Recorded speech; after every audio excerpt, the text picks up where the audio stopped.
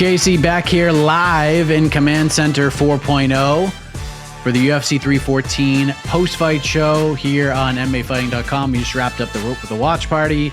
We just witnessed Alexander Volkanovski defying all the statistics, making history, becoming a two-time featherweight champion, doing it so over the age of 35, becoming the first fighter in UFC history over the age of 35 to win a title at 155 or lower, doing so coming off of back-to-back knockout losses. All of the curses, all of the statistics that were against Volkanovski, none of that mattered. I thought it was a vintage performance from the great. He is once again the champion, and we are here to react to that and all the happenings at UFC 314. Very, very fun card. I am Mike Heck.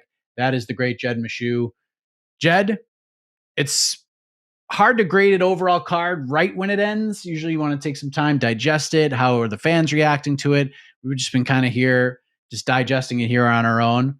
How do you grade UFC 314 as a whole? Really good, man. I had a really good time tonight. This was the card we wanted.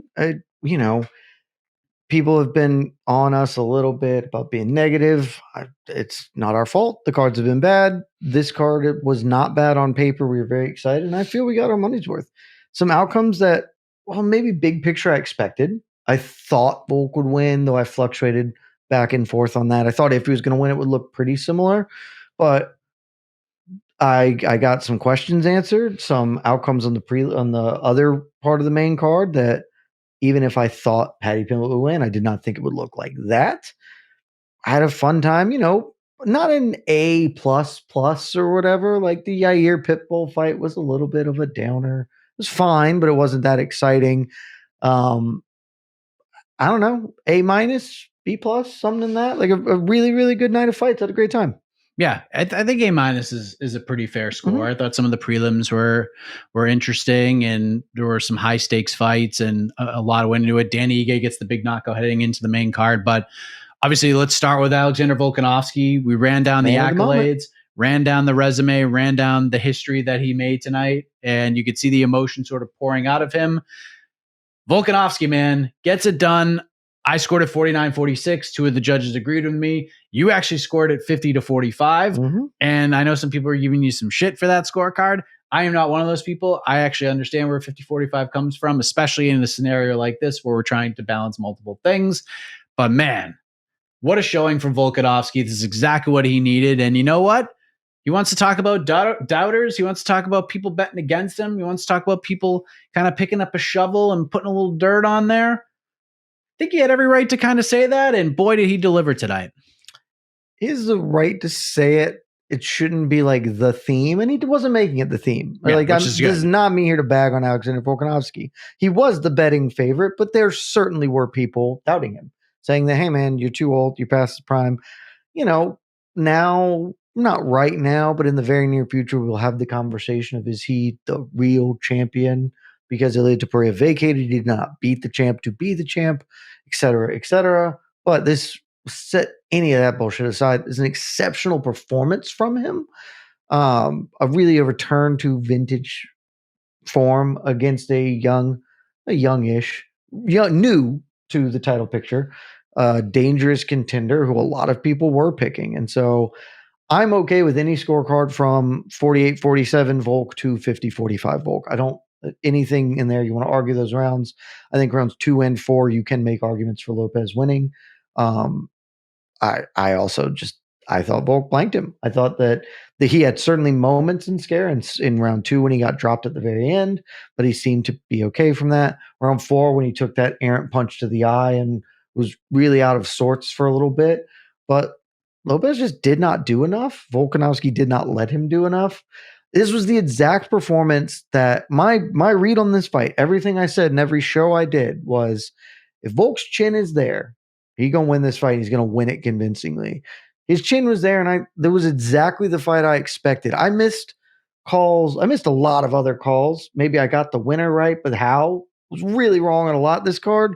His main event was exactly what I thought. If his chin was there and could stand up to the punishment, he would have a vintage performance, and that's exactly what we got.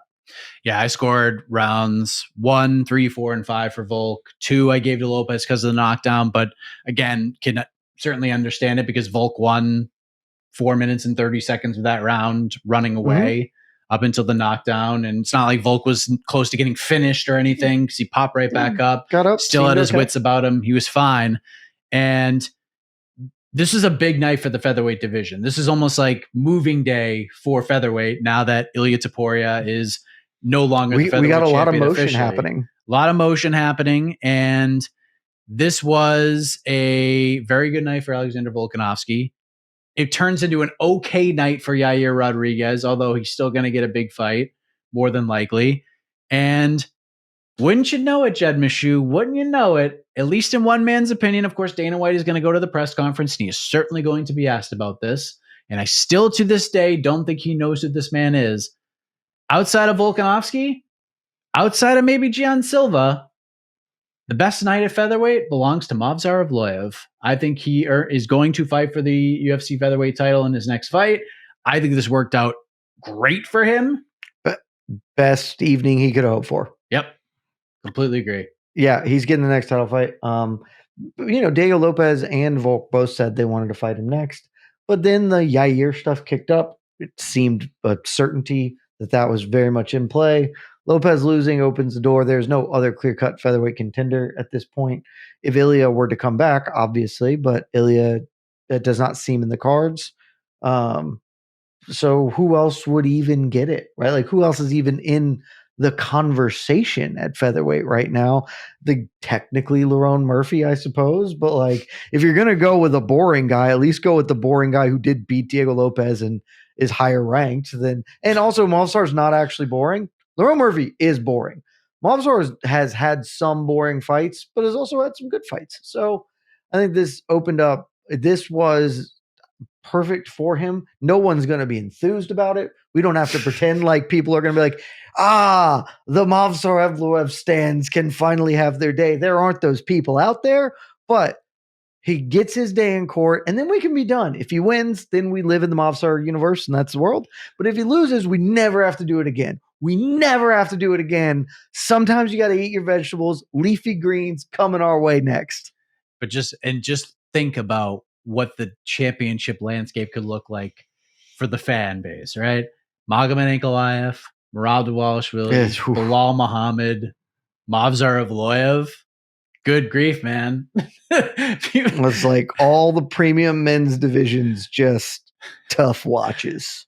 I honestly have a different view on Movsar. I think he is way more exciting than I think he's fun credit for. But I also think Magomed I'm not saying they're all winners. Like, they can be boring. I think Magomed has done a lot of fun things. He gets a bad rap.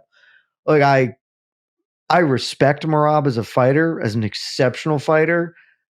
He bores the pants off of me, and I can't. I'm sorry. I'm sorry if that makes me casual. I find him deeply boring. Oh, what is this? Oh, we got some action here? Apparently Colby and Paddy got into a backstage. Well, who gives a shit? I sure like that. If Colby's getting into it with someone he can fight, okay, that's just nonsense. It's dumb as like that. That's the most predictable thing. Paddy Pimblett's got some shine. Let me try and steal that, as I am desperately trying to hang on to my 15 minutes. Diego Lopez, look, man got to fight for a belt. When he went in there and fought Movsar, I don't think a lot of people would have predicted that. I mean, it was still a good performance. I think people were like, okay, this guy's going to be real fun. He'll be in some compelling fights. Don't think a lot of people expected him to go and fight for the belt. I think he's going to go back and rewatch this fight and kick himself a few times, realize that he could have been a little bit more aggressive, could have taken the fight to Volk a little bit more, scrapped it, been a little more scrappy. Yeah, he might have eaten some damage, but I think it's going to be okay. At the end of the day, do you think he will fight for a belt again? Do you think this will be the only time he fights for a belt? I wouldn't bet a lot on it, but I'm going to go with no. I had genuine concerns in this, and really, as I said, if Volk was able to take punishment, it'd be fine, and he was. But because I didn't know how compromised he was, I thought Diego had a real chance to win this. If you watch this fight, he had some moments. All of the concerns I had were that were so readily apparent on tape that I talked to. This is not me saying, a bunch of people were able to look at this and be like, oh, he's a very exciting dude, but he is really limited. the best part of his game is grappling. I was like, cool, that's just not going to do a goddamn thing. It's Alexander Volkanovski. Like Islam barely succeeds. He's a much better wrestler than like getting grappling going. Like that's going to do nothing. And his striking game can be effective because he's powerful and he has like a good fundamental idea of being dangerous, but he doesn't have the tools to deploy weapons in a way against a technical savant like Alex is, particularly with Alex making adjustments. Like we saw in the second, he had some windows, right? He buzzed Alex in the second. It was at the end of the round, not enough time. Alex then looked at that and said, okay, here's how I got caught. I will just minimize that being a thing. Like I'm no longer, Alex got drawn into a little bit of a brawl and got buzzed. It's like, okay, we're done with that part. Made a great adjustment in that. In the fourth, I think tomorrow morning, he is going to wake up and go, holistically, I approached this fight wrong. Because I think whatever his game plan was pretty bad. I think specifically he is going to look at the fourth round and be like, I don't know what the fuck I was doing, man. Like when that errant punch went to the eye and Volk in the corner after, I was like, I'm just starting to be able to see now. He had a fighter who could not physically see out of one eye and was retreating for the first time in the whole fight. Volk was just against the fence, retreating and occasionally throwing haymakers to get Lopez off him. And Lopez was in his grill and then just didn't do like he could have just wildly spammed offense and it would have been better than just sort of letting Alex off the hook. And credit to Alex, like that is a veteran performance to get out of that when you are in a dangerous spot. I think tomorrow when he watches it, Diego's gonna be like, I had a chance and I don't know what I was doing. But that wasn't it. And now he's probably gonna fight Yair Rodriguez in Guadalajara. And we will go from there. Oh, we got bonuses. I'm going to guess that these are the easiest bonuses in the world. What do you got? Fight of the night main event. Correct. Performance of the night, Gian Silva. Correct. Performance of the night. They don't usually performance of the night for just beating the shit out of somebody, but I'm going to say they gave Paddy one for beating the shit out of Michael Chandler. Ding, ding, ding, ding. Usually it's like a big KO or a big sub, but sometimes it's just a big ass whooping. And we'll talk about that big ass whooping in a minute. Dan Ige was maybe on the road to getting a bonus, but then the stoppage didn't really help him. A better stoppage, he could have helped him. But honestly, like if Dan just got a clean TKO, I still don't think he was getting a bonus over Paddy Pimblett. Probably not given the two main, like there was, I would have literally bet my life Gian Silva was getting a bonus. And so then like, God, he's just not beating Paddy even. Like that's a great comeback or great, underdog performance from him. We can talk about it, but Paddy was out of this world. Yeah. And that's where we're going right now is Paddy the Baddy Pimblett, because in the lead up to UFC 314, this is the Paddy Pimblett Michael Chandler show. Mm-hmm. This was the high stakes fight. This is what happens when Paddy fights a hitter. What's it going to be? Can his chin take a guy like Chandler hitting him? If Paddy wins, how can he do it? It's a 5-round fight. All these different questions that we had about Paddy Pimblett. He beat the soul out of that man. This fight was not competitive at all. Paddy Pimblett just continues to improve, continues to get better and better and better and better. The man is just delivering in a big way. And I think, Jed, it is fair to say that 5 days from now, 5 months from now, heck, even 5 years from now, when we're talking about UFC 314, as great as Alexander Volkanovski was tonight, as great as what he accomplished tonight was, the first thing that's going to come out of people's mouths is what Paddy Pimblett did to Michael Chandler today. At least that's what I think. I think it's going to be Volk, but it wouldn't shock me if you were right. It was an unbelievable performance. It was one of the fights I was more confident in all week. I was pretty sure Paddy was winning this fight.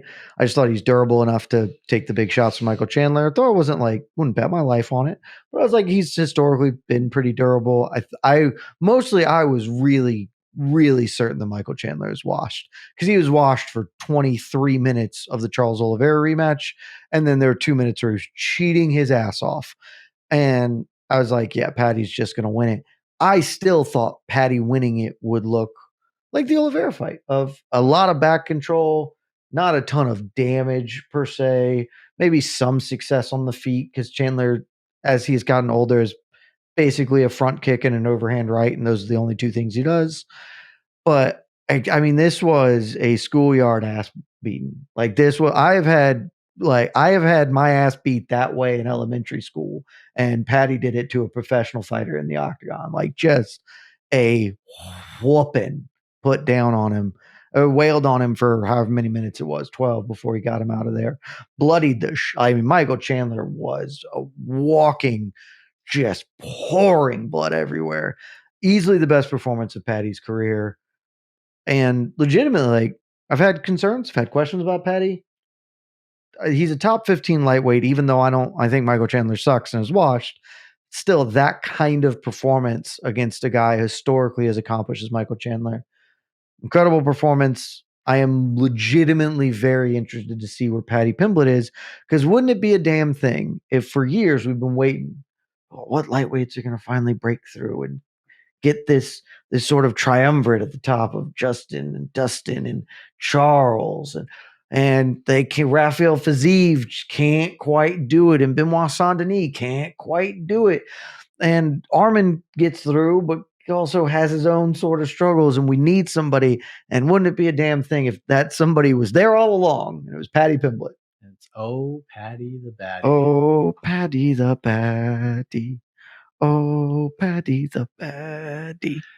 What growth in this guy, not just like physically and not just in the octagon, but I feel like his attitude, I feel like everything about him is just much different. And who knows if it's because he's become a dad or the right people are around him telling him like, dude, chill out, be a little more likable, like try these things. Like you could still be a popular fighter if you're an asshole, but you could still be kind of an asshole, but in a way that people really like it. And I think Paddy's just clicking on all cylinders, and then this performance just put him on a whole nother level. We've seen Chandler get finished. We've seen Chandler lose fights. I don't remember Chandler just getting pillared and posted like this. I mean, and I know Chandler's older and I know he's got mileage on him and you call him washed and all that stuff, but Jesus Christ, man. I mean, Charles beat him and kind of embarrassed him a little bit, but Chandler still had moments in that fight. Almost got Charles out of there in round 5, and that there was just no chance of that happening tonight. This is the Paddy Pimblett show all the way. It was just so damn impressive, man. It really was. Really, really good performance. Like I understand your point. It is a breakout performance. I do think we are going to come back to this as, at least I will. Maybe everybody doesn't. Certainly people view these things. This is the performance that I already knew Alexander Volkanovski was an all-time great. I've said for a long time, top 10 fighter of all time. These are the performances I really want to see from all-time greats when they're past their prime and can still pitch a game like this. Because frankly, a lot of the end of Anderson Silva's title run, he was no longer Anderson Silva, but he was still able to do incredible stuff. The best fighters ever, all of them have that. Look at what Jose Aldo is doing right now, a decade removed from his prime years, and he is a top 10 bantam in a weight class below, and that is what greats do. And Volk hasn't had the chance because he's been in his prime. We are now in post-prime Volk, and to pitch a performance like that, it won't be the name. It's not the Max trilogy. This is absolutely a fight I will come back to and be like, man, what a damn good fighter we had. So I will still say that, but if people want to take from this is the Paddy Pimblett breakout moment, how can you? I mean, I can't argue that much against it. You beat the shit out of it, man. You did what you're supposed to do tonight. And certainly, I like Paddy. I've never been against Paddy. I just didn't think he was that good. He has won me over with his performances. Beating Michael Chandler, that warms the heart. That makes me happy. Just punishing Michael Chandler really makes me pretty happy. So way to go, Paddy. I feel like it's fair. We even though it's Michael Chandler and we know how you feel about Michael Chandler. Where does he go terrific. From here? He's so good at fighting. Where does Chandler go from here? Do you think he fights it? Do you think he fights again? Because what is there for him? I mean, even at this point, with his record and the wins and the losses and all that stuff, because of what this division looks like right now, and you even mentioned these guys are fighting for the Ilya Topuria sweepstakes and potentially for a vacant or an interim title fight. Michael Chandler getting just done up almost all of these fights and still being in this conversation. It makes me really happy that his UFC record is like 2-7 now. Yeah. It's awesome. He ain't in the conversation anymore. Like, No, it is done. It's deeply out. It's done. So does he just hope and pray that somehow, some way he gets the Conor fight? Because I got to tell you, if you're Conor McGregor and you're thinking about coming back and fighting in the UFC, probably felt pretty good about how things went. If you're watching a Michael Chandler fight, maybe you feel like you could win that one. Is that just like the best hope for him? Does he hope that Conor comes back to fight him? And then if he doesn't, then he just doesn't fight again? Because otherwise, does he want to fight the Joel Alvarez's of the world? Because I feel like that's the world he's going to be living in. Super not. I mean, obviously, the best case scenario is Conor. I think like that's the fight that would have been the best case scenario for him at any point in the last 4 years. Conor's not fighting again. I've been pretty firmly on that corner. I wavered a little bit when it looked like I foolishly forgot that I was like, oh, Conor had this terrible legal thing. He'll need to fight again so people will remember to love him. I forgot that things don't matter anymore and people just won't care. And so Conor's just not fighting again. His comments at BKFC really reinforced that. I really doubt he is fighting again. If he does fight, he should absolutely fight Michael Chandler because he might win that fight. There aren't that many fights that Conor can win in the UFC right now. That's one of them. If not, Mike. Oh boy. I think that the UFC probably would be like, all right, Michael Chandler, fight. Benoit Saint-Denis is rumored to be fighting. That's happening. That is happening. Okay, I didn't know if he's fighting Joel Alvarez. Alvarez, yeah, 350. Like that's sort of a dude you kind of gotta fight. Like you could do Chandler versus like a Jim Miller, which would be a reasonable matchup of veteran dudes. Jim Miller wants to get some fights going. Still, he's trying to get to 50. He's at 46 or 7 now, so he still needs a few. He'd do something like that. But Mike, what if Michael Chandler versus Patricio Pitbull 2? Doesn't seem like there's any interest in that fight either side. I mean, maybe now they both just lost and they don't have a lot of other choices. If I'm Chandler, I'd definitely rather fight that. If I'm Pitbull, I gotta think I can win that fight. And like I don't know what you do with either of them because they are both old. Bobby Green? Yeah, that'd be fine too. Like there are a couple of old dudes you could match up either, I mean, technically in different weight classes. So Bobby Green versus Michael Chandler would be okay, but like that, and I like Bobby Green. That feels like a big step down if you're Michael Chandler from like, I just don't know where. And I know that like he kind of needs to take that, but like, does Michael Chandler want to? That would be weird. I think because Paddy's like 13 in the UFC rankings heading into this. Yeah, but he's also just monstrously popular, so you can kind of even being 13, it's still. Bobby is not ranked anymore, and Bobby's popular, but he ain't Paddy popular. So like, I don't know. It's hard to book him. Bobby Green's not a terrible answer. I think I'd go Jim Miller if I'm doing lightweight. Like, be fine. Honestly, you know what to do. You know what you should probably do? Chase Hooper. Just give young Chase the opportunity. Chase just keeps fighting his dad, just fighting old guys every time. I love that gimmick. It's an incredible gimmick. Yeah, I love it. What a performance from Paddy Pimblett. We'll see where Michael Chandler goes. Paddy Pimblett. I know you want the Armin fight. I know he kind of called for I think he should fight. I think if I'm the UFC, I'm giving him a title shot next. If I'm the UFC, not because it makes the most sense, because it's the one I want. I legitimately really want to see him fight Charles Oliveira now. Like I really want to see that fight now. I'm curious how Charles feels about that. If I'm Charles and if they book Ilia Topuria, if I'm Charles, I would take that fight immediately. Yeah, but Charles really seems to think that he can just hold out for a lightweight fight. Maybe he can, like a title fight. Maybe he can. Maybe he's like, look, Jack Dell is going to win, and I'll get to fight Ilia for the vacant belt. I don't know. Seems risky, but it's very risky. If I'm Charles, he should either fight Max or Paddy. I accept either of those for Charles. Yes, but man, Paddy Pimblett doing the damn thing. Yair Rodriguez could have put himself in a really good position. He needed to just go out and obliterate Patricio Pitbull. I actually thought that's exactly what he was going to do tonight. Looked good. It was a fine fight. dominant performance. Wasn't the most thrilling fight of all time, but goes out there, dominates. Got the Patricio dub. had nothing for him really, and gets the win. Almost gets the finish. Then made maybe some questionable decisions in round 3, but cruises, gets the job done. Diego Lopez lost, so that takes him away from the title fight, but he could probably still fight Diego Lopez in Guadalajara, and that's going to be a very, very big fight. There's no question that's happening. There's bet your house on that. That's happening. Don't actually bet your house on that, but that's happening. But the other fight everyone had their eye on was John Silva versus Bryce Mitchell. My boy did it. John Silva talked a lot of noise, a lot of stuff, and we talked about it on the preview show. And we mentioned it a little bit during the watch party as well. John Silva had a lot of pressure to deliver because when you say the things you say and you talk the way you talk, you have to follow through with it. And boy, did he, because you want to talk about ass whoopings. He beat the hell out of Bryce Mitchell tonight. That was not competitive. Yeah, that was not competitive. Bryce had moments, couple leg kicks early.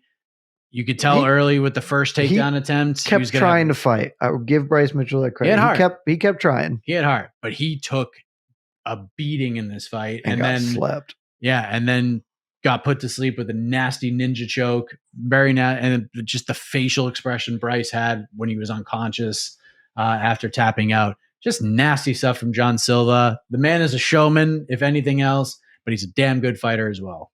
I've been telling you all about that kid, man. And he exceeded my expectations.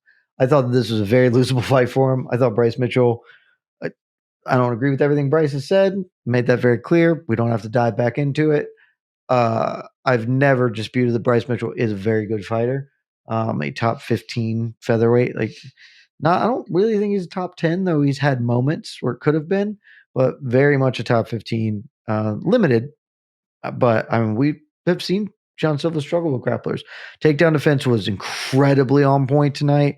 I mean, Mitchell got nothing going on the ground, really. Even when they got into grappling exchanges, John Silva was the dude, just threatening with chokes out of nowhere. And on the feet, almost from the opening bell. As soon as Silva hit him once, Bryce Mitchell suddenly got real tentative and did not want that smoke. I mean, pillar to post. If you were body language experting it, there was not a second of that fight where John Silva wasn't ahead by miles. He oozed confidence from the opening bell and put it on Bryce Mitchell. And the submission win, didn't see that coming. Nope. Saucy. Plus 1,000, I think it was. Yep. Probably going to be one of the better submissions of the year. Got him the extra 50K. He, here's the thing. When you talk that pile of shit, it's risky because if you lose, you look like a huge jackass. And I said it. It was like, man, John Silva was really putting it out there. And instead, he comes off a little corny, certainly, maybe a little try-hardy. Dude, you can't do anything but respect the outcome and what he is doing, what fighting nerds are doing. I've been as high on John Silva as anybody from the beginning. And this is the reason why. When he is going, he is an offensive dynamo in a way that this division needed. And you got a bunch of other feathers coming up. I'm excited to see where you go from him. My boy did it, and keep riding with him. It's going to be interesting to matchmake for him. I haven't decided just yet how we're going to matchmake for him. Him and Yair would be so fun, but they're going to do Yair versus Lopez. No doubt about it. So there are many options here for John Silva, and I don't think anyone will complain about either of them. Big performance from him. Gets a bonus, gets the job done. A man who did not get a bonus, also, but probably deserved a bonus tonight. When I think of this event in years to come, it will be John Silva being my boy. That will be the first thing. Then Volkanovski, then Paddy. It'll be the barking, insane lunatic that is John Silva. You know what's crazy? Throughout all this, we're like, let's go through all these bonuses and think about people, and we forgot about the guy who probably should have gotten one. So I thought of that afterwards, and I was like, I mean, I know they weren't going to do it because of Paddy, but it does feels like he feels a little bit rough that Dom didn't get one here. Backroom deal perhaps, but Dominic Reyes just kills Nikita Krylov, man. That was nasty counter, just face plants him, knocks him dead on his ass, and just gets him out of there. Now look at Jed Meshew, Dominic Reyes, three fight win streak in a row. Finished his last 3 opponents. What a world we're living in right now. Unbelievable stuff. There's always in MMA. It's beautiful. There's always a chance for redemption. It's not always successful, but Dominic Reyes on that road and looking damn good doing it. One of the better stories going on in the sport. Look, people can quibble. 2's not a streak. 2 is a streak, but 3, undeniably a streak. 3 finishes. Look, I don't think it's going to happen because I think for obvious reasons. If Dom Reyes can even get to a title fight again, much less win the belt, which we've seen people do at light heavy. We've seen Glover Teixeira win the belt well after anyone thought it was reasonable. We saw Jan Blachowicz win the belt long after anybody would have ever thought he was a legitimate title contender. This is a division where that story is allowed to happen. If Dom Reyes can go from being, this close to being the greatest what if in the history of the sport, a hair's breadth from being that, of this is the guy who should have beat John Jones but was robbed, to then he lost 4 in a row and never want to fight again. Like, that's the helmet catch of MMA, of the only catch that dude ever made is that one to beat the Pats in the Super Bowl, and he never played again. Like, Dom Reyes should have beat John Jones and then never want to fight again and retired, and it never got over and it ruined his life. Like, we would be reading stories in a decade about how that night ruined Dom Reyes' life and he never got over it. And instead, he pulled it together. He got 1 win. He got another win. Now he's got 3 wins. I don't think he's going to get back there, but if he can find a way to do it and win the belt, it will legitimately be one of the most inspiring, incredible stories the sport has ever seen. And I am frankly rooting for it because he seems like a good dude in general. And just like what he went through, the hell he went through to come out to where he is now is incredible. I thought he was going to win this fight. I picked him. I bet him. I didn't know that it would look quite like that, but credit to him, man, because that dude has seen the bad side of this sport, at least from a competitive standpoint, and has gritted it out. And here he is. What a performance. What a job. What a story. And we'll see how far he can take it. I think he should fight Carlos Ulberg next. Seems pretty obvious. Fight. I think that's the way to do it. Whether you feel he deserves it or not. I know some people are like, oh, maybe he needs 2 wins. Oh, no, at this point, he definitely deserves it. Strike while the iron's hot. I guess if you want to do Reyes versus like the winner of Hill versus Roundtree, and then Ulberg fights Yuri, like that's also fine. All of those are fine, I guess, but I can just do the Ulberg fight. Ulberg just not getting a title fight. So, no. So do the Ulberg fight. That seems good to me. Yep. All right. Let's bring in the peeps. Let's take some questions here. We'll get through some super chats. Excuse me, sir. Are you again, Casey?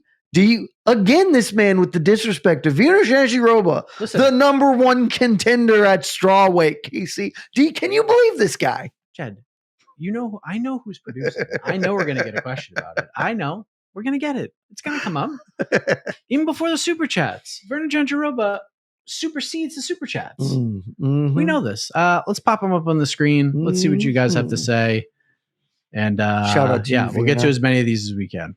And shout out to you, Danny. Jake, when Jed takes Volk on No Bets Barred, we all do. Shout out. We did. Also, shout out, Jake. But yes, I in fact did. I was very conflicted. $50 super chat? Damn, he's got another one in there too. I was very conflicted about it on No Bets Barred this week. We talked all through it. My head just said he was going to win. I couldn't walk away from it. My gut said he was going to lose. Even right here when we were doing the watch party, I was like, it's just nobody wins this fight historically. There are many, many things against him. I'm glad I went with the head because it wasn't always easy. There were certainly scary moments, but that was what I expected. I expected a masterclass. We got one. It's one of the 10 greatest fighters of all time, man. That's what you get. Damn. Great performance. Thank you, Jake. But yeah, also that might actually be like the first time I've bet on Volk in a long time. Jake just firing off. You must have made this man some money. I hope so. I hope you hammered him because You should have felt really good for most of that fight that he was coming away. Apparently, Sean Shelby scored the fight for Diego Lopez based on the commentary I was hearing from the UFC commentary team, which is wild if true. I can't confirm that, but that is wild if true. Sean Shelby, if that is true, Sean Shelby should not even not only not be allowed to suspend him for matchmaking. Yeah. He should no longer be allowed to judge a fight. He shouldn't be able to be allowed to hold a pen or a pencil to write down a score. He should be banned from any sort of writing at all. That's just that might be one of the most egregious things I've ever heard. House on Volk, bird dog. Streaks is Jake. You're damn right. Jake also tweeted house on Volk, bird dog on Silva. Hey, I don't love betting the house on anybody, but it worked. And I'm sure you got great odds. He was like minus 120 all week long, both basically. Yeah, I got plus money on him with the point spread, so it worked. I think out great. Volk winning means I almost certainly am positive. I have to check the account, but I almost certainly am positive. Yeah. Wasn't my best week, but it was a winning week. A lot of dogs barking, a lot of plus money hits, so it worked out. I got all of my main card picks right, and I bet all of them straight up. So, all right, keep them coming. What do we got? Steven, thank you. How far is Dom from a title shot? Not a Paddy fan, but him versus Charles or Hooker. Don't see Armin or Justin versus Paddy. Top 10 for Silva next. This is A+ questioning. Really getting your money's worth. Yeah. I respect that game, Steven. Yes. We mentioned the Dom thing. I think he's one away. Dom is one away. It's Alberg, and if he wins it, book it, man. Yeah, just do it. Paddy versus Charles or Hooker, sure. I want the Charles fight. I'm pretty sure they're going to rebook Hooker Gaethje. Yeah, Paddy versus. Honestly, if I had a choice, I don't know. I like both those fights: Paddy versus Charles or Paddy versus Hooker. I think Hooker makes more sense from how he's moving up the ladder. Yeah. I'm pretty interested in seeing the Charles fight right now, man. I'd watch. I will pick Charles probably, but. I mean, that performance from Paddy was really, really good. Armin would be really interesting because if he beats Armin, I would also be happy to watch that. Yeah, if he beats Armin, then if he beats Armin, I will legitimately go on the show we do right after and say, okay, he's about to be the lightweight champion. If he beats Armin, yeah. Yeah, he's about to be the champion of the world. He's definitely not going to get the Dustin fight. Do we do John Silva versus a top 10 opponent next? 100%. Bryce Mitchell is 13, so John Silva will be 13 in the UFC rankings on Tuesday. He's not fighting back. There's no because that's the thing. If you invite that risk, you talk that trash. He said some stuff. He said a lot of corny stuff, and he said a lot of stuff I don't agree with. He's like, this is the people's main event. I don't think that was necessarily true for this week, but nobody did more to sell this event than John Silva. From the moment he called out Bryce Mitchell to the moment it got booked on this card, every presser, he is doing his best to make people care. And when you do that, when you take that onus on, it elevates it. It became important. You don't then go from that and from this dominant, incredible performance to be like, all right, and now you're going to fight the number 14 ranked guy. That is not how this works. He's getting somebody in the top 10. The question is who? I don't think there's a wrong way to book him really, unless it's Lerone Murphy. But here's the thing. Even Lerone Murphy can't be boring against John Silva because he's fun as hell. So maybe that's the only way to make Lerone Murphy exciting. I don't think Lerone wants that fight. And I think ultimately what we do is we give him Arnold Allen. To me, that's the fight. But anybody in the top 10 is also A-okay at this point for John Silva. Fighting nerds, all of them, move them up the ladder. Let's give them opportunities because they are making the sport fun. I think one of those two guys or Josh Emmett are just fine. Josh Emmett's A-okay as well. Yep. Thank you, Steven. Thanks, Steven. Joseph, most likely Sedera Faverda, her versus Whaley for the title or her versus somebody else for an interim title? The latter. Plan B. Yeah. At this point, there's a small part of me that's like, I don't know, there are a couple of flyweight contenders. That does not matter. At this point, Whaley is fighting the winner of Valentina versus Manon at UFC 315. I think that's okay. I think it will be an interim belt. I don't think they'll strip Whaley. They'll let her get it. And then if she wins it, then the interim belt will become the official. I actually think she's done, man. I think she's just going to be like, okay, I'm good. We'll find out. I don't think so. But it's a big weight cut for her. And she's got nothing there was, and we talked about it on the watch party. Maybe it was a little tongue in cheek. but probably not. Zhang Weili watched Virna Jandiroba fight tonight, and she is not losing a minute of sleep. No. She would. I think it is just a horrific matchup for Virna. Just really, really bad. So it's very tough for her. I think for Vanna, this actually probably works out pretty well because I do think Zhang's just going to be like, all right, I've done everything I need to do here. That would be the perfect scenario for her. Yeah, Werner's not like a big enough star to keep her there. That performance wasn't like, it was a good performance. It was a solid outing, 30-27, like good, very good win, but not one where it's like, Verna is the first thing we talk about. We have to fight her. Let's make that bag. It's not going to headline a pay-per-view. It's just not one of those fights. Her fighting Valentina, her fighting Manon could headline a pay-per-view. More money there. She's getting up there in age. I don't think she's got a ton of fights left in her. Honestly, I think she's just going to go and make a run at 25 and kind of just do the Rose thing. She doesn't win the belt. She can just go fight Rose and do it at flyweight. Like there's fights for her up there that are fun. She just wants to challenge herself, and now she's in movies and got all these different opportunities. She's a massive challenging star. yourself for Rose ain't the same as getting pay-per-view points though on a belt. I don't know. We'll see. I think unless the UFC makes her vacate, there's no reason for her to vacate. Yeah, but she's not going to get pay-per-view points if she's not headlining anyways. So what's the difference? We'll see. If the UFC doesn't make her, I just don't know why she would. And I don't know that the UFC is going to make her because are they that enthused about putting the belt on Vienna? or I guess if Dern wins, they'd be pumped on that. I'm assuming that if the interim fight will be Dern Vienna too. But I think that seems incredibly obvious to me. I asked her before the Tatiana fight. I said, if this goes well for you, is this your last fight at 115? And she said, if it's up to me, yes. It's my last fight. So we'll see. We'll see. Thank you, Joseph. Thanks, Joe. Lazy Bed. Here. On this glorious UFC 314 night, I present the first annual Lord Gian Silva Public Servant of the Year Award to our hero, Gian Silva. He is, in fact, our hero. And he would have given himself that award as well. So he would have given himself all the awards. Yes. I think that award should be in the shape of a barking dog because it's what he is. He barks way too much. He's definitely a little corny. Certainly the corniest of the fighting nerds. And frankly, I do think the fighting nerds are all a little corny anyway. But Gian Silva is really over the top on it, but it's freaking working for him. He's a sick ass fighter, man. So I don't care. It's working. Thank you, Lazy Bed. Spencer, Volk is a legend. You have him top 10 all time, Jed. How far is he from the pantheon of 6 you always talk about? And do you agree with me that Alex is a bad matchup for Movzar? He's top 10 all time. He's still a ways from getting to the top 6 because to get to the top 6, he has to take a spot from somebody. The person he has to take the spot from is Jose Aldo, and he's a ways away from that. A ways? He is at least 2 title defenses from that. Okay.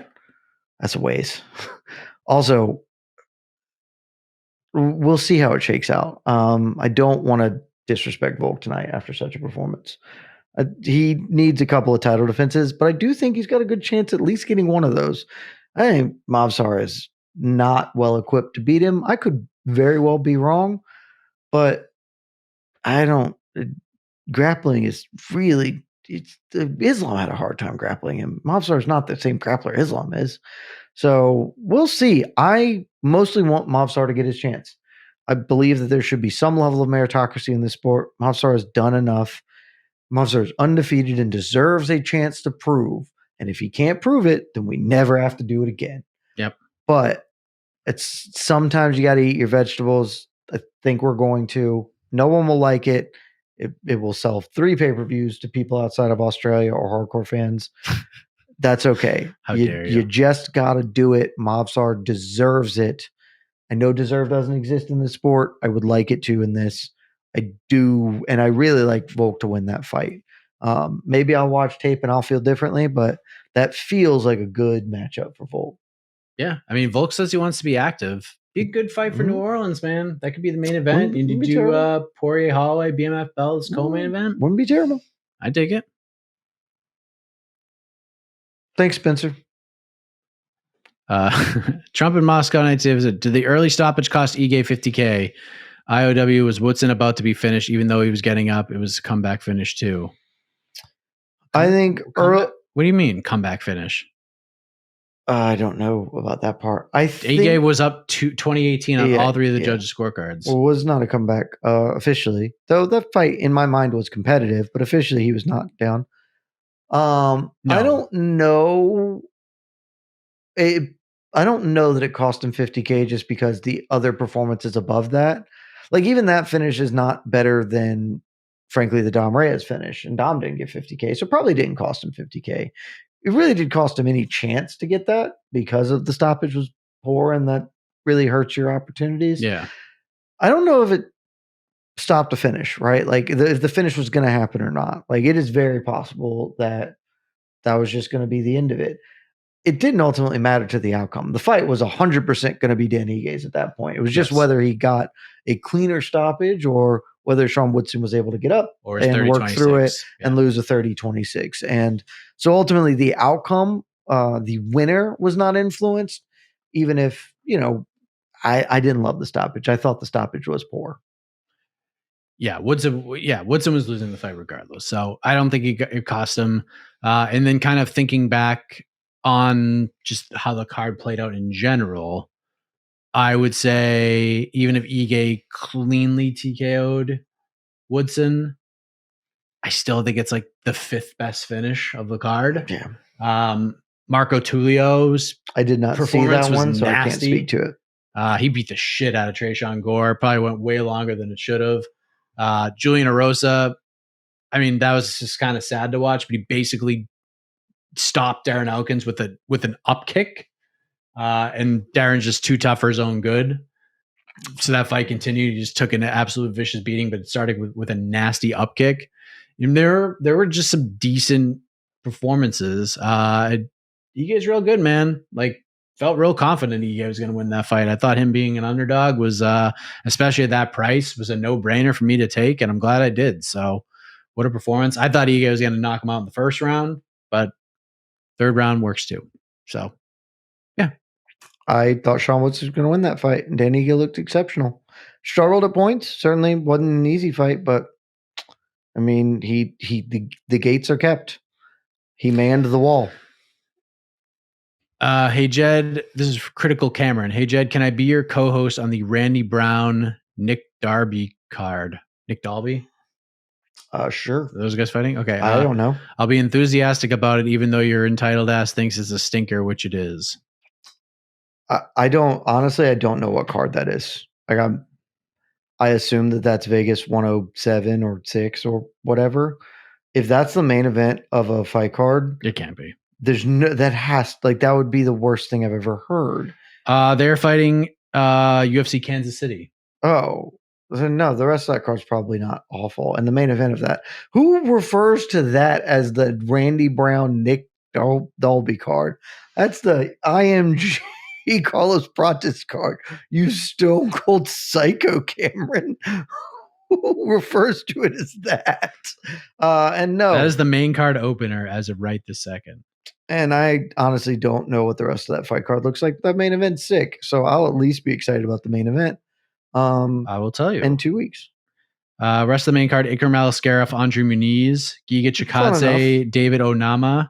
Fun enough. That's the final fight of Anthony Smith's career against Ming Yang Zhang. Also, Jed, we're sending Anthony Smith out on a stretcher, but fun. Of course, the main event: Ian Machado Gary versus Carlos Prates. But the fight that is going to warm your heart the most: Michel Pereira versus Abu Smagomedov. Yeah. I mean, that scratches you right here. Yeah. That's just going to be absolute lunacy. Objectively, that card is poor, but it's kind of poor in the weird way I like things. So. It's UFC. It's more UFC Mexico and less UFC Vegas 105. Yeah, it's definitely less. It's going to be very fun. Apexy. Mostly, there's just a lot of weird going on, and I like a weird. Yeah, it's going to be a fun weird card. Thing. That's a fun one. Thank you, Critical Cameron. What else we got? Thanks, Cameron.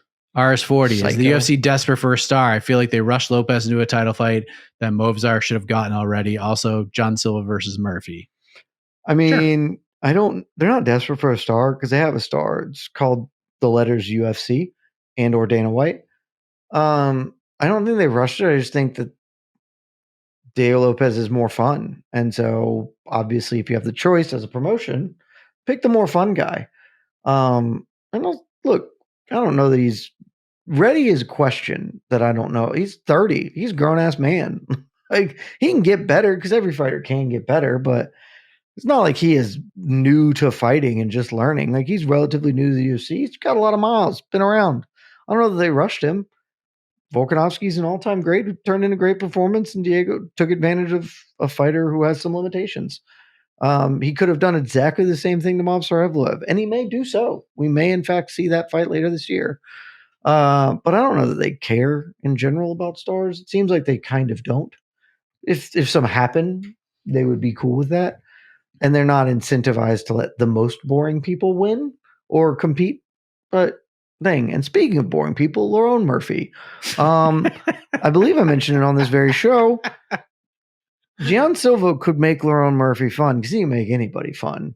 I think you should not book that fight just because Lerone Murphy is boring. And I'm sorry that this might hurt your feelings, Lerone, because you're a very good fighter. I do not want to say you're not. The tweet you put out last week is 100% true.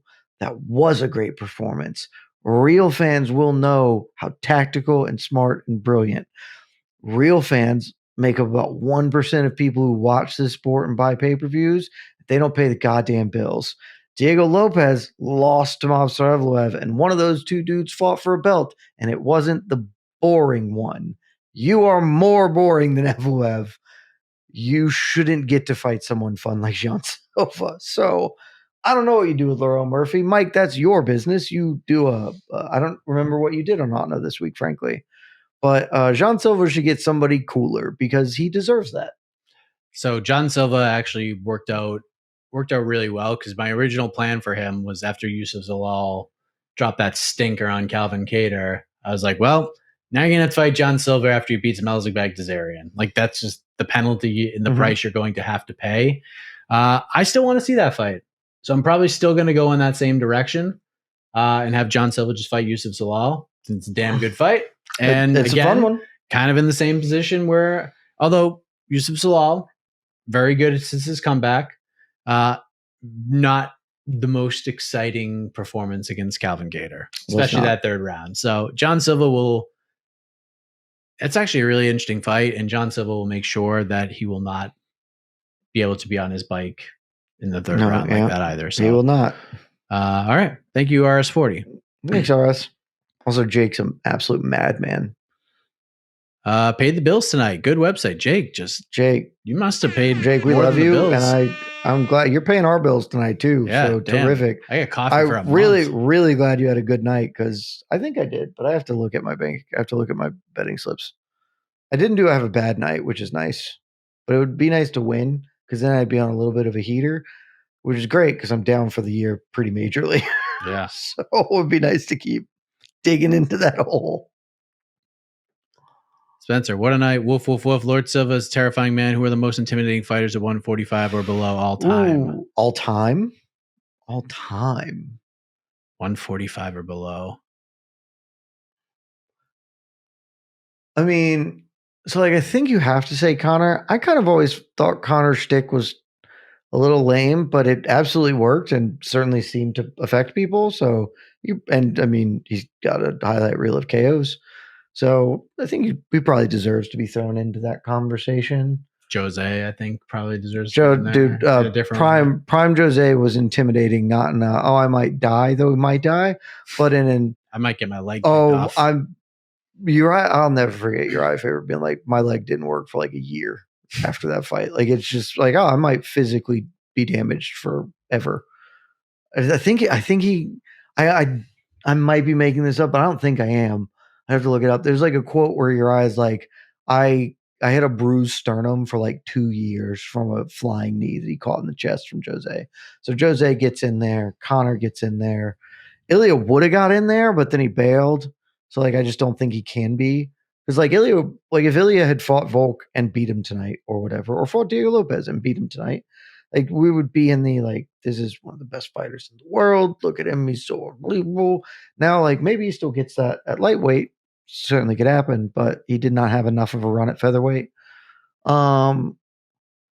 Max was too likable to be intimidating in that way. Yeah. Alex is also not intimidating in that same way. Obviously amazing, not in the same way. Jeremy Stevens caught some shit, but legitimately was an intimidating puncher, but not really an intimidating fighter. I'm trying to think who are like really intimidating featherweights or lighter. Oh, Figgy. For sure, Figgy Smalls. Figgy's a good one. Yep. For sure, Davis and Figueiredo. That's a good one. There weren't really a lot of intimidating bantamweights out there. Yeah, that's good. Figgy's I'm trying to think bantamweights. Figgy is the one at flyweight of like intimidating. I would say maybe Jan at a time. There was a little window where he had that sort of new gen Fedor aura to him. Again, John Dodson was too happy, but man, that dude could fucking crack. Yeah. Give me a second. John Lineker. I would say John Lineker got that sauce to him. Yeah. I'm sure there are a couple of other people that I'm just like missing as just all time like, holy shit, that dude. But I think that's a pretty decent list off the top of my head. Yeah, pretty solid. Thank you, Spencer. John Silva doing a good job of working his way into that room, though. Certainly. Chase Dom Reyes versus Yuri 2. First one was fun as all hell. I don't want to do it, but I wouldn't hate it. Yeah, I'm kind of in the same boat. I thought Dominic Reyes was actually killed in the octagon that night. I mean, the thing is, he was having success until he wasn't. And that is the Yuri Prochazka story. Oh, I was winning until, holy shit, I was super not winning. Unless you're Alex, in which case you were always winning. But I think the fight would go the same way, but it was very fun, and I would absolutely line up and watch it again. That was my knockout of the year and fight of the year that year. Yeah, it was wild. I don't think those are wrong choices. Yeah. Neither of them won, but I don't remember what I voted for that year, but those are good choices. I think I was overruled by maybe it was Gaethje Chandler that year. Oh, and yeah, that was. I didn't even think that was that great of a fight. That's the thing, it was a good fight. It wasn't like the best fight. I don't think I voted Gaethje Chandler that year because, like, I know that's Chandler's fourth fight of the year now, but like that one feels like by far the weakest of his fight of the years, which is a fucking banana statement, by the way. That feels like the worst of your fight of the years. Nobody else gets to have them except for you, and that's the least good one. It's a fucking bananas thing to say about a fighter. Terrence, Colby and Mike equals Dana White privilege gone wrong, expired milk. I don't know. Colby might get himself a Paddy Pimblett. Who the fuck knows? Do Colby Covington, Mike Chandler. Who cares? Fine. Dude, throw Colby in there with Paddy. I mean, geez. Oh my god, that would be so bad. That would be a tough. I also think Paddy would probably win that fight. Yeah, but like, God, that would be such a waste of everyone's time. Anything else?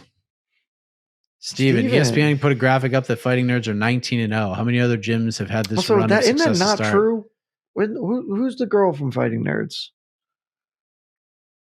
I think there's a girl at the gym who is like lost, but whatever. That's a cool stat if it's true. Yeah. Pretty good. Pretty good run. So you do see this with gyms from time to time. 19-0 is a very, very good run, and the way they've done it with a unique branding, but like the city kickboxing launch into the MMA culture was basically Dan Hooker, Alex, Izzy, and like they all went bananas to start their careers as well. You kind of can get this. It is a uniquely cool thing about the sport. We don't ever talk about because there's no real reason to talk about it. But Jack Slack mentioned this. Shout out Jack Slack on his podcast. Like at Karina Silva lies a loss. Yeah, I was like Karina Silva. Yeah, I was like, there is a girl there and has lost, so I don't think that's true. But okay. But Jack Slack mentioned this like a few months ago as the Fighting Nerds really picked up steam. One of the really cool things about this sport is that it's still in a place where just like a group of random dudes at some corner of the world can figure out fighting. Like they can figure out the current metagame. They can have some talented people who are just in there working really hard and come up with something that is unique and different. And we saw that with the Abdulmanap, like out of nowhere.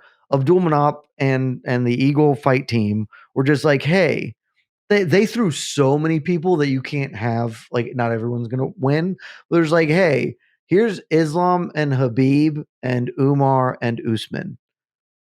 you've never heard of these people until right now, and they're all the best or whatever. Like they're going to go on these insane runs because they figured out cage wrestling in a way nobody had ever figured out before. You can get these sorts of developments from little niche teams. City Kickboxing, you mentioned, really, really figured out how to kind of port like true kickboxing skills into MMA. And the Fighting Nerds seem to have done something like that right now. It'll be the test to see how they go as they move up the rankings, as they're starting to really get in there. But it is one of the things I do love. You will always have American Top Team. You will always have AKA. You will always have these big stalwart bastion people. But there is nothing stopping Dricus du Plessis and a couple of random South African dudes who mostly aren't good. Like the rest of that gym is mostly not good. They're okay. But it's just like a couple of dudes in South Africa figure it out. And it's really, really cool thing. And I really love the Fighting Nerd story. It's pretty fun. Bruno Brazil has also repped Fighting Nerds as well. Yeah, well, she's lots of fights. That's why that didn't feel right. But maybe if you're just doing male fighters, then sure. Yeah, I heard the title fight with 1 win in 2 years. Trash. He ain't getting a title fight. No, not now. Diego losing. He ain't getting it. Diego losing, he killed him. I genuinely, John Silva is closer to a title fight than Yair is. They're not rushing to rebook Volk versus Yair too. That fight was deeply uncompetitive. All right, we're going to rifle through the rest of these. Look at these two talking about Paddy like he's a real contender now. Looks like he is, though. What a world. Yeah, man. Hey, credit to him. He earned it. Yeah, he sure did. Anything else? Lord Silva may be a rabid demon, but he's our Lord. From Don Davis. He is our Lord. Shout out, Don. Don Davis getting a shutout from Juliana Pena at the 316 presser as well. Volk beating Diego after getting knocked out by Taporia reminds me of Aldo beating Edgar after getting knocked out by Conor. Dude, it is deeply similar. Like he's an all-time great. Testament to Jose Aldo and not a knock on Volkanovski. Yep. 100%. Like he is, he is one of the most technically proficient fighters that's ever happened in the sport. All-time great. Thank you, Jesse. Exceptional performance. All right. Anything else? We've got one more super chat at least because Jake. You guys are so negative and hate the UFC. Jake is just funding us forever. I'll never be negative again if Jake keeps firing. I think that this is tongue in cheek because we've been very positive tonight. Yeah. And everyone says we're negative. And I have tried. I've tried really hard this year to be less negative. It's very hard when they're giving you a lot of negative things. But this was not a night for that. It was a night for great performances, great fights. I had a really good time tonight, man. Yeah. Listen, at the end of the day, if you want, go watch the UFC post-fight show if you want nothing but positivity. If you want the truth, we'll tell you the truth. We weren't even negative about anything tonight. Yeah. Really. Honestly, dude, the funniest thing that I got from all of that was like, oh, you guys are so negative, talk about Vegas 105. And they were like, dude, UFC 314 fucking rules. It's a great card. It's like, what? You guys are overselling this card. Volkanovski got knocked out in 2 straight fights and he's in the main event. He's fighting Diego Lopes who doesn't deserve a title shot. What a joke of a website you guys are. I'm just like, well, give me a fucking break. Which one do you want? You want negative? You want positive? Like, we're trying to, come on. This is a great card. 315. It's a good. Look at the goddamn performance from him too. Kansas City's going to be fun. I do think Kansas City's going to be fun. Des Moines going to be fun. Corey Sandhagen and Davis and Figueiredo. That's a really, really good fight. I don't know what the rest of that card. This is really. It might be my most anticipated fight on the calendar right now. Yeah, it's a good one. And then we got Bilal Muhammad and Jack Della Maddalena. Look, which is super interesting because the fall of that's going to be wild. UFC 315 is really good MMA, and it might be boring, but it's really good MMA. Yeah, and no one's going to watch it. But we'll be there. We'll be there, and it will be good MMA. Yes. It will be elite, world-class fighting that might not be that interesting. It sure will. And you guys have been elite all night long for sticking with us. We thank you so much. One more that popped in from our boy Jake. All right, throw it up real quick. It's very easy. It's very quick. Just throw it up real quick, and then we'll get out of here. Casey's playing us off, from what I understand. I ain't here, but it's Jake says so tongue, so cheek, confirming that he was not calling us negative. There it is. Having a good time. My man, Jake. Appreciate you. Jake, appreciate all of you. Star. You guys are the best. I believe the presser is still going on right now, so you'll get to hear from Diego Lopez, maybe. You'll hear from Alexander Volkanovski. I'm not sure if Dana White's up there, but you guys rock. Thank you so much. We appreciate you. Have a good night, everybody. Love y'all.